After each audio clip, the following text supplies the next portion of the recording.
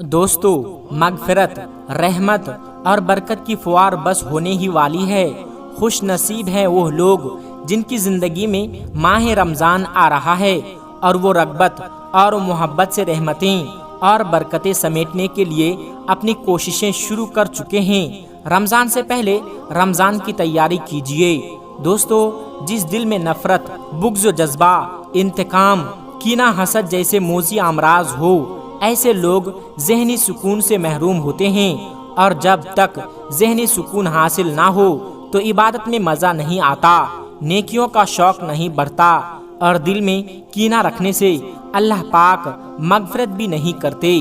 رسول اللہ صلی اللہ علیہ وسلم نے فرمایا، جنت کے دروازے پیر اور جمعرات کے دن کھولے جاتے ہیں، پھر ہر اس شخص کی بخشش کر دی جاتی ہے جو اللہ پاک کے سوا کسی اور کو شریک نہیں کرتا، سوائے اس شخص کے جو اپنے بھائی سے کینہ رکھتا ہے۔ پھر کہا جاتا ہے، ان دونوں کو دیکھتے رہو یہاں تک کہ دونوں باہم راضی ہو جائے۔ لہٰذا رمضان سے پہلے اپنے دل کو ان اذیت دینے والی مصروفیات سے فارغ کر لیں، اور اپنے دل کو ہر قسم کی انتقامی کارروائیوں سے ستھرا کر لیں۔ لیکن کیا کریں، نفرت، غصہ، حسد اور انتقام لینے کی آگ بہت شدید ہوتی ہے، تو اس کا حل بھی موجود ہے۔ اپنی محبت اللہ تبارک و تعالی سے مضبوط کر لیں، اور محبت مضبوط ہوتی ہے جب ہم قربانی دینا سیکھ جاتے ہیں، اور محبت ہمیشہ قربانی مانگتی ہے، اور یہ قربانی قسم کی ہوتی ہے۔ انا کی قربانی، وقت کی قربانی، مال کی قربانی، نیند کی قربانی وغیرہ۔ تو اللہ پاک کی محبت پانے کے لیے قربانی دینا سیکھیں۔ اپنے سارے پرانے دکھ اور سکھ کے معاملات اللہ پاک کے احکامات کے مطابق کریں۔ تو اب کرنے کا کام یہ ہے کہ جن پر غصہ ہیں انہیں معاف کریں، اور جو آپ پر غصہ ہیں ان سے معافی مانگ لیں۔ جن لوگوں سے آپ ناراض ہیں، حسد ہیں، ان کی طرف صلح کا پیغام بھیج دیں۔ یہ بڑا ہی مشکل کام ہے، لیکن آپ کر گزریں، کیونکہ آپ یہ کر سکتے ہیں۔ اگر آپ کو اللہ اور اس کے رسول صلی اللہ علیہ وسلم سے محبت ہے تو اپنے غصے اور ناراضگی کو 3 دن سے آگے مت لے جائے۔ رسول اللہ صلی اللہ علیہ وسلم کا بتایا ہوا طریقہ اپنائیں۔ سلام میں پہل کریں، قریب کے رشتے ہوں یا دور کے رشتے ہوں، وہ جواب دے یا نہ دے، آپ اللہ کی رضا کی خاطر یہ کام کر گزریں، اور اس کا صلہ بھی اللہ ہی سے مانگیں، کسی انسان سے نہیں۔ بے شک اللہ بہترین صلہ دینے والا ہے۔ حضرت سیدنا انس رضی اللہ تعالی عنہ فرماتے ہیں کہ شعبان کا چاند نظر آتے ہی صحابہ کرام تلاوت قرآن پاک کی طرف خوب متوجہ ہو جاتے، اپنے مال میں سے زکوٰۃ نکالتے، تاکہ غربا و مساکین مسلمان ماہ رمضان کے روزوں کی تیاری کر سکے۔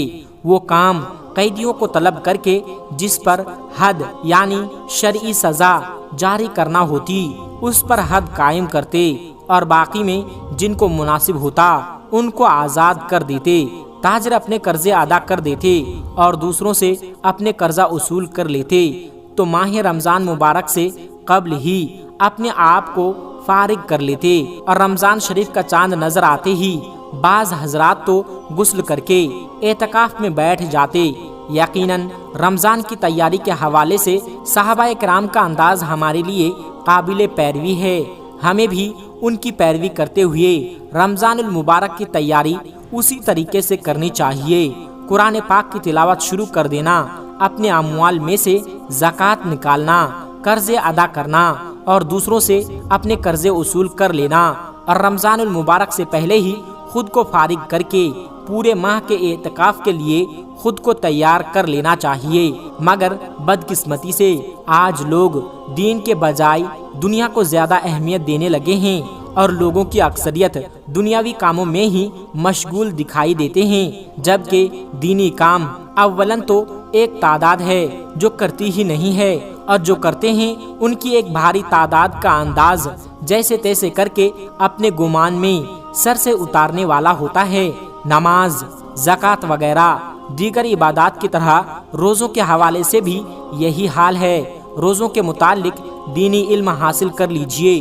روزہ کس پر فرض ہے، سحر و افطار کے درست اوقات کیا ہیں، روزے کی نیت کے متعلق کیا مسائل ہیں، کن چیزوں سے روزہ ٹوٹتا ہے، کن کاموں سے مکروہ ہوتا ہے، اور کن مجبوریوں کی وجہ سے روزہ چھوڑا جا سکتا ہے۔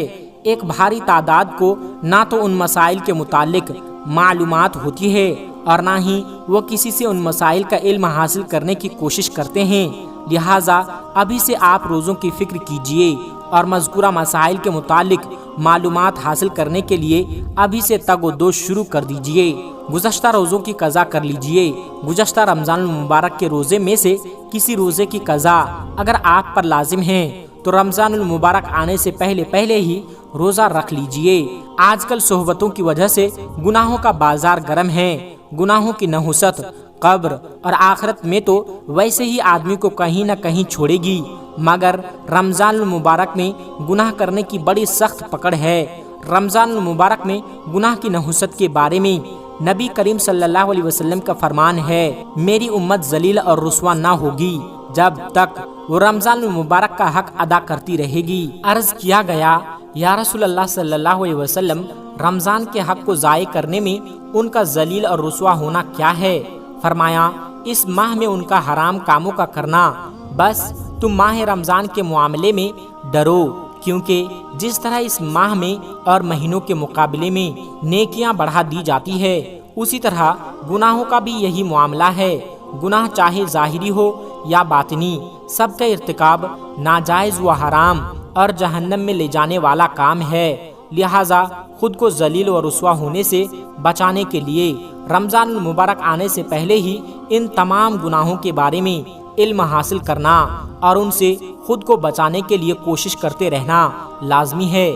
خدا نہ خواستہ اگر ہم نے ان کے بارے میں علم حاصل نہ کیا یا حاصل تو کیا مگر گناہوں سے خود کو نہ بچایا، تو کہیں ایسا نہ ہو کہ ہم رمضان المبارک میں کسی ناجائز و حرام کام میں مبتلا ہو جائیں اور ذلت و رسوائی ہمارا مقدر بن جائے۔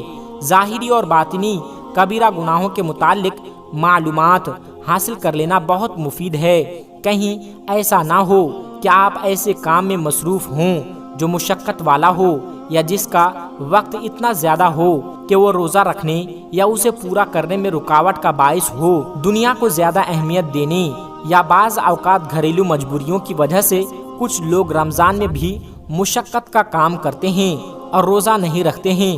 ایسے لوگ بہار شریعت میں لکھی گئی ہے، اس مسئلے کو غور سے پڑھیں۔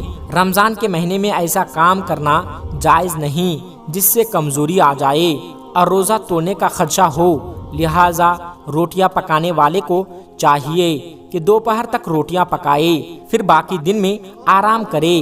یہی حکم مستری، مزدور اور مشقت کرنے والوں کے لیے ہے۔ زیادہ کمزوری کا اندیشہ ہو تو کام میں کمی کر دے تاکہ روزہ ادا کر سکے۔ آنے والے لمحات و معاملات پہلے سے ہی تیار کر لینے والوں کو دنیا عقل مند شمار کرتی ہے۔ رمضان المبارک بھی اللہ کی طرف سے رحمت و مغفرت اور جہنم سے آزادی کے پروانوں کو لیے ہوئے ہمارے درمیان تشریف لانے والا ہے، لہٰذا میری تمام عاشقان رسول سے فریاد ہے، تمام امت مسلمہ سے فریاد ہے کہ عقل مندی کا ثبوت دیتے ہوئے رمضان المبارک کی تشریف آوری سے پہلے ہی اس کی تیاری پر توجہ دیجیے اور رمضان المبارک کے قدردانوں میں اپنا نام لکھوائیے۔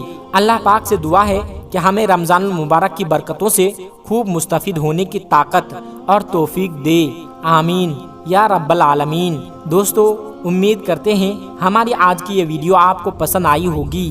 اس ویڈیو کے متعلق اپنے رائے کا اظہار کمنٹ باکس میں جا کر لازمی کیجیے گا۔ تب تک آپ اپنا اور اپنوں کا بہت زیادہ خیال رکھیے گا۔